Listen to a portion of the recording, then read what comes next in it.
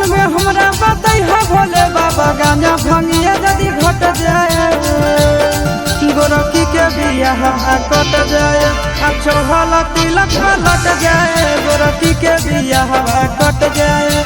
चढ़ल तिलक लट जाए सावन में हमरा बताई है भोले बाबा गांजा भंगिया यदि घट जाए सावन में हमरा बताई है भोले बाबा गांजा भंगिया यदि घट जाए गोरखी के बियाह कट जाए चढ़ल तिलक लट जाए गोरखी के बियाह कट जाए चढ़ल तिलक लट जाए।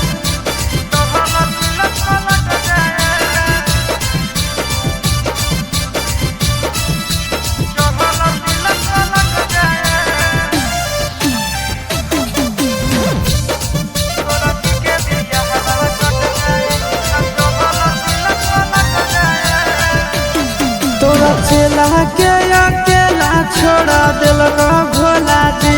सावन चढ़ते मोरा दिलक छोड़ा दिलक भोला जी तोरा चेला के अकेला छोड़ा दिलक भोला जी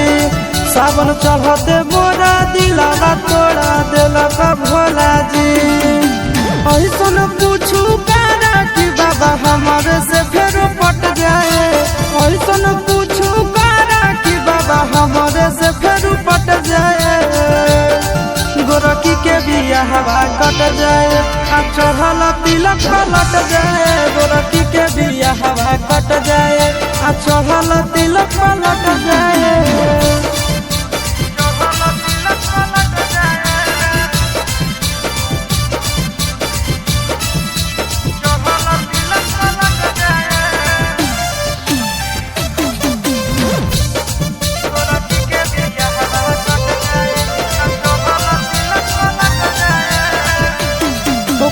गम में हम गाना दिल भर पिया हो तोरे नाम के सहारा से बाबा जिया हो ओकरे गम में हम गाना दिल भर पिया हो तोरे नाम के सहारा से बाबा जिया हो चिंटू राजा से सके जतिया बाबा बच जाए चिंटू राजा से सके जतिया बाबा बच जाए गोरखी के बियाह कट जाए चढ़ल तिलक लट जाए गोरखी के बियाह कट जाए चढ़ल तिलक लट जाए।